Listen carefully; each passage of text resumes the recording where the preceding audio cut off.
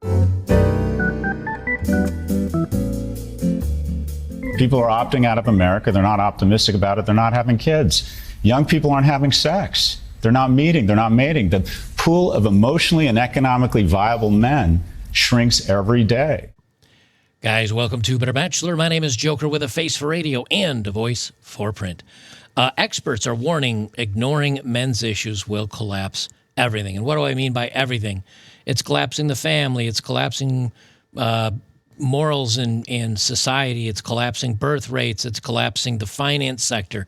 Ignoring men's issues and not supporting young men is different than supporting young ladies. Young ladies that don't get supported, they will still find a man that will happily marry them, give them kids, and they'll have, a hardworking man out there working 15 jobs to support her before she decides to leave him flat broke. But women will find that. What about a man that doesn't have an income? What about a man that's not doing so great? He's got no prospects. Now, yes, even if he's a good-looking F-boy, he'll go out and have 17 kids.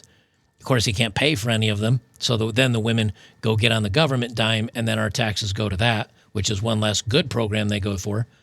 But in the meantime, women are gonna be fine, but men aren't.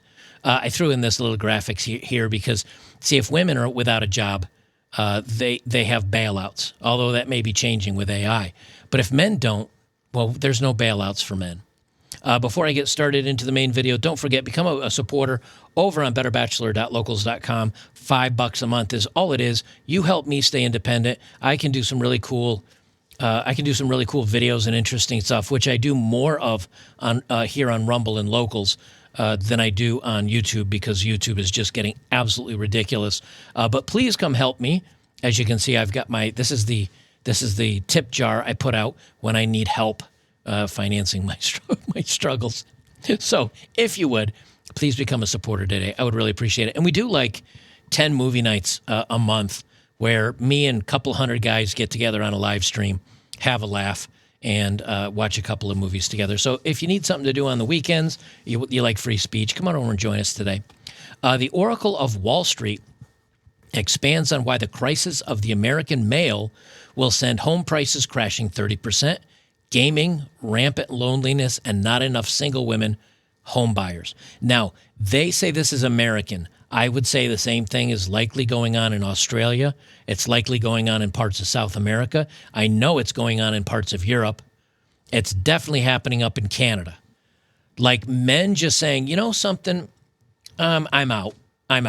Let's take me. I'm going to use me for an example. Let's say I got married as a young man at the age of 21. I still had hopes and dreams and belief that the world was blue-pilled and women would love me for just being a good man. And through thick and thin, for health or sickness, she would be there. Well, we know better. We know better now, right? But back then, I would have bought a home. I'd have a car for me, a car for her. I'd never wanted kids.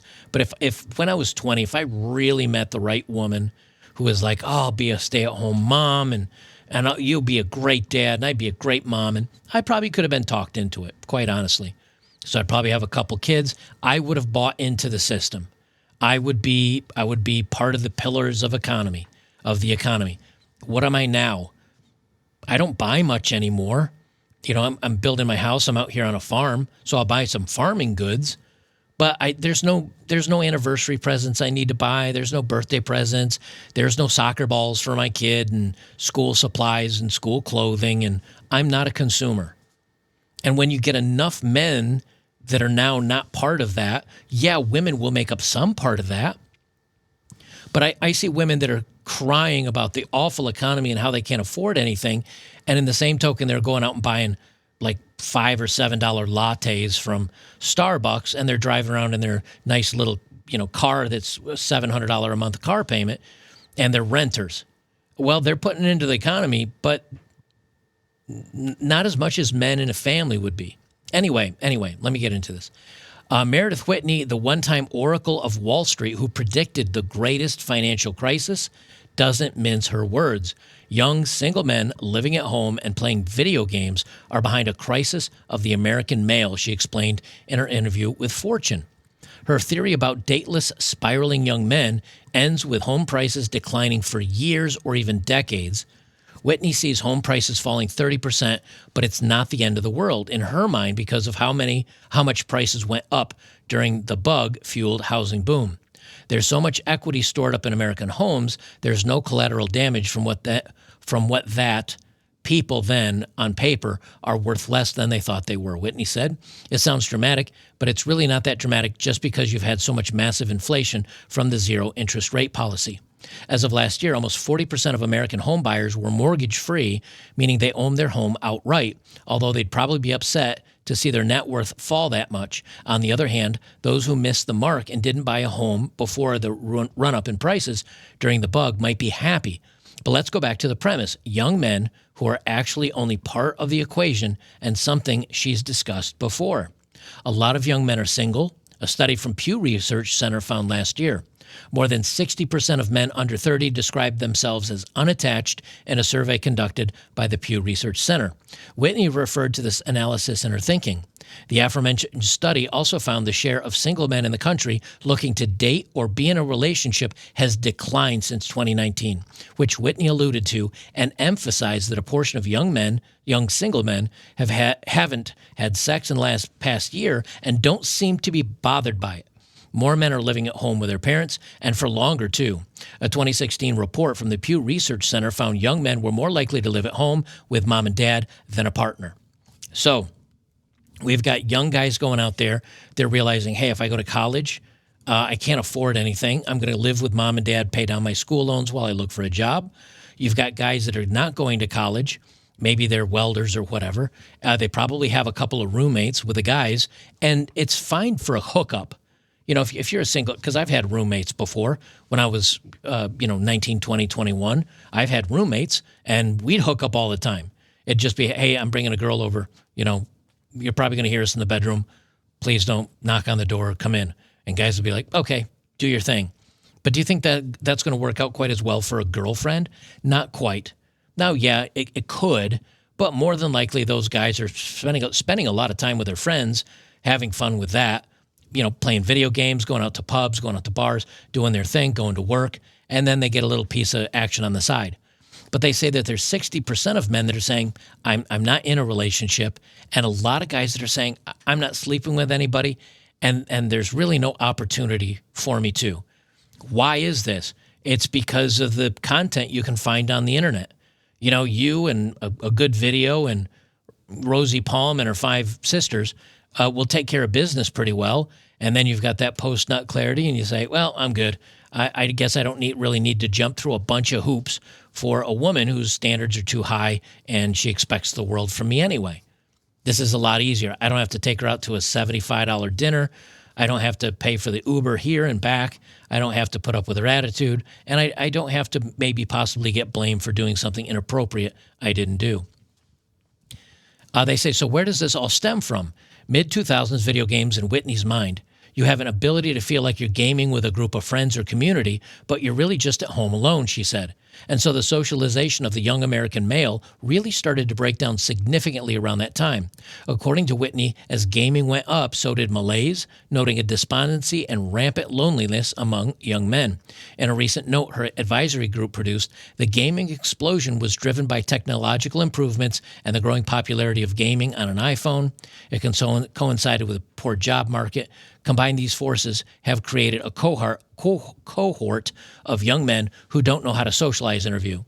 Now, I agree with her on that young men don't know how to socialize.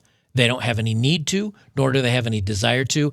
And when they try to, they get shot down and then they get embarrassed. You know, when I was a young joker, if I asked a girl out and it didn't go so well, I might feel embarrassed. Or maybe if she was with a couple of friends and I asked her to dance or if she'd like a drink, she might say something embarrassing, and then I'm embarrassed, and maybe the 2 girls heard it. At most 3 people. Now, women were taking screenshots. Women are taking video of guys in the gym, and they're posting them to go viral. And now a guy glancing at a girl or making an awkward comment at a girl trying to pick up pick her up in a bar or a coffee house, or sending her the wrong text, or maybe trying to talk to her in a gym, they get roasted and it goes viral. And all of a sudden that guy sees his face in front of 30 million views and he's embarrassed into the dirt. And other men that maybe haven't asked that woman out see that guy getting buried and they're like, you know what? I don't want to be in the same position as him. So then what do guys do when the women aren't available, when the friend groups aren't available, when you don't have this societal cohesion that you used to have? What happens then? Then the guy finds video games, I think. Then the guy finds ways to occupy his mind when he's alone. So I don't think it's the video games causing the dating problem. It's the dating problem causing the video games. That's my personal opinion. They said last year an analysis found that 65% of Americans played video games, and that equated to more than 200 million weekly players. And a 2015 report from the Pew Research Center found that 77% of young men play video games, more than any other demographic. Well, of course, because men have always played more video games. She said, unless you're creating a household, there's no reason to buy a house. Exactly. Whitney said, touching on household formations and birth rates before the bug, household growth over the previous decade was the lowest ever recorded per Pew, but another account shows surge in household growth from 2019 to 2021. I do want to show you this video, and then I'll go back to the article. This is from left-leaning, they are left-leaning, MSNBC.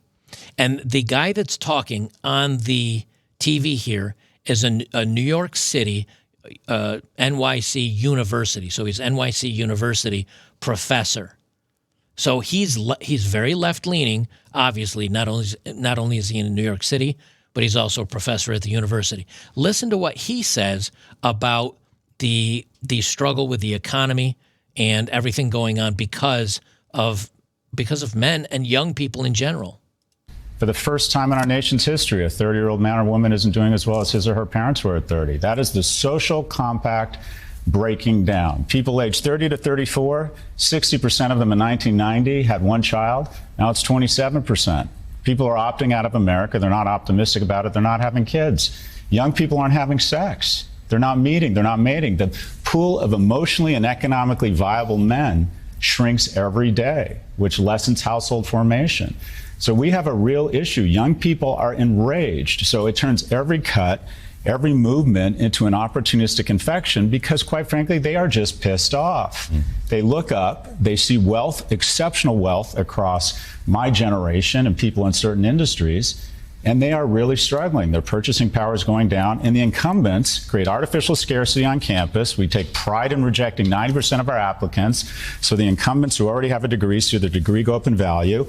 We get very concerned with housing and traffic once we own a housing. Housing permits are sequestered from young people. Housing prices have gone from $290 to $420 in the last 4 years. So a young person, a house, stocks that I don't own skyrocket in value. Let's have COVID relief and flush the markets and take assets way up, because if 1 million people dying would be bad, would be tragic if I got less wealthy. And we're doing it on their credit card. Young people have every reason to be enraged, and every issue they see, they look up, they get angry, and they see someone doing better than them. And then every day it is speedballed in their face that they are failing, that they are not doing as well as everyone around them. We have lost the script. Our kids are more anxious and more depressed and more obese and more addicted. And we have made a purposeful decision to let this happen by ensuring the people around this table stay wealthy at the cost of young people. One thing that he does express here a little bit that I think is important is, let's say you have a home. You know, you're a Gen Xer. Now, I don't have a home. I'm in the process of building one. But let's say you're a Gen Xer and you have a home and you bought it for $125,000. And then in 5 years, after this crazy run-up in inflation and housing prices, you can turn around and sell it for $400,000 or whatever. You've just made $300,000. Now, is that cash in your pocket? Probably not. Because of inflation, it may be worth less. Because of some other things. What about the stock market going to record highs? We're in one of the longest bull runs we have ever had in history. Well, if you're a young person wanting to invest, you look at these stock prices, and a lot of them you say, I can't afford a lot of stock. But if you've already had that stock and you're a 50, 60, 70-year-old, person, and you've been holding onto those stocks. Like my father bought, he bought a few stocks, and when he got them, they were a couple bucks literally a couple of dollars a share. And then they grow, and he gets dividends from them, and then they split. And here we are 20, 25, 30 years later, and now he's got hundreds and hundreds and hundreds of thousands of dollars worth of stocks. I'm using that as an example, not that he really does. But at one point he did share with me that he had some stock, and he purchased it when I think he and my mom got married, which was like 1965, and he just held on to it. And then when he retired, which was 40 years later, he was collecting dividends off of it. It wasn't enough to make him rich, but it was enough to make him comfortable. Well, now you've got these young people that, and even people my age, maybe if you haven't really been a great investor all your life, that say, I can't afford anything. I can't afford a house. I can't afford stock. I can't afford food. I can't afford a lot that's going right now. The rich keep getting richer. The poor are struggling, and inflation hurts that. And now on top of that, not to get the political part, but President Biden just went out the other day and he said he wants to raise capital gains stock to the highest on record, which is 44%. Meaning if you had $10,000 in stock and you invested it wisely and you waited 20 years and that $10,000 investment you have is now worth $100,000, but when you go to sell it, you have to pay 45% in taxes. Instead of making a $90,000 profit, 10 grand, it's worth 100. You'd have 90,000 in profit. Instead of having 90,000 in profit, now you'd have 45 or 40% profit. Where's the rest go? Taxes to our government. And then you can watch them spend it on all the people that are not putting in the system, or they can send it all around the world to other countries. Young people are seeing this and they're like, something, this is a rigged game. Like, I'm never going to get ahead. Women don't want me. The job's barely hiring me because I'm a white, straight male. I can't seem to buy many stocks. The stock market's at an all-time high. And really, we should see a correction, but the government keeps fiddling with it because, gosh forbid, it is naturally resets itself. And so young people, and especially young men, are saying no relationships, no women, no dating, no money, no future, no cars, no blah, and a lot of them just give up. I'm not saying they're right for giving up, but there is a point where they say, something, I'm just comfortable where I am. I'll just work till I'm dead. In the meantime, I'm going to hang out with friends, have a couple of beers at the pub, have a good time, and the rest of it to be damned. I don't believe in the American dream anymore. She goes on to say, still, household formation and demand for housing is only one part of the equation. The other has to do with the silver tsunami, a metaphor for the aging population. Really baby boomers in the housing world. There are varying estimates and predictions regarding the silver tsunami, but it all essentially boils down to more supply. Whitney, towards the end of her last year, said 51% of people over the age of 50 are set to downsize to a smaller home, citing an AARP report at a conference. That would bring more than 30 million housing units to the market. Separately, a recent Freddie Mac analysis revealed 9 million homes were set to come into the market in the next decade as baby boomers age, but suggested it wasn't going to really disrupt the housing world. The problem with the baby boomers downsizing is, let's say they have this big 4-bedroom house, they had the kids, all the kids, and now that the kids are off on their own doing their own thing, and they say, let's sell this big house. We'll get something smaller down in Florida or some retirement home. Well, that big house is too expensive for the young people in the market today to buy. So that big house kind of sits there. It just you can't do anything with it. And then the smaller home that the young couple might be able to afford, they're now competing with the old couple that wants to downsize. Things are really kind of messed up. She said either way, she sees more supply and not enough demand in the coming years, which will culminate in plummeting home prices. Essentially, our current situation inverted.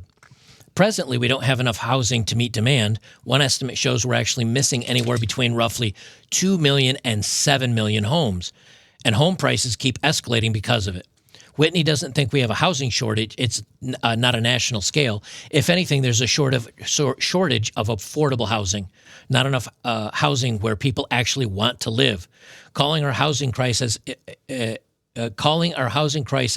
metropolitan crisis might be better.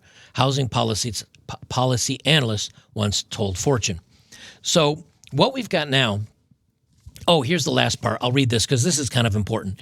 Even so, some research has shown single women are buying homes more than single men. So maybe they'd save the housing universe.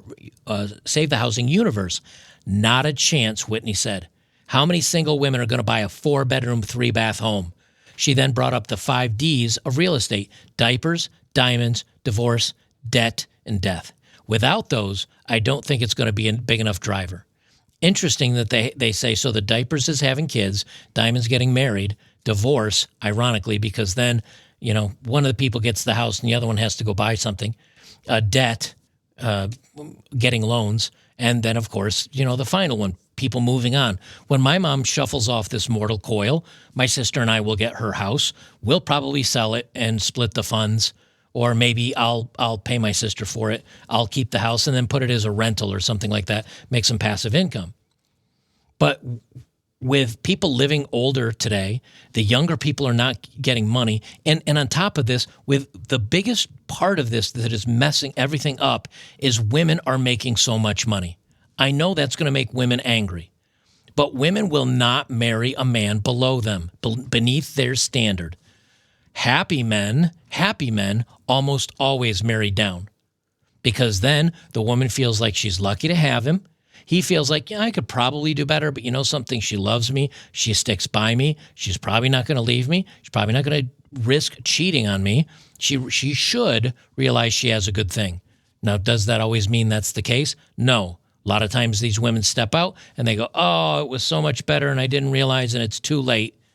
Dear Abby, let me write a letter to her, ask her how I can get my ex back. I've done those videos before.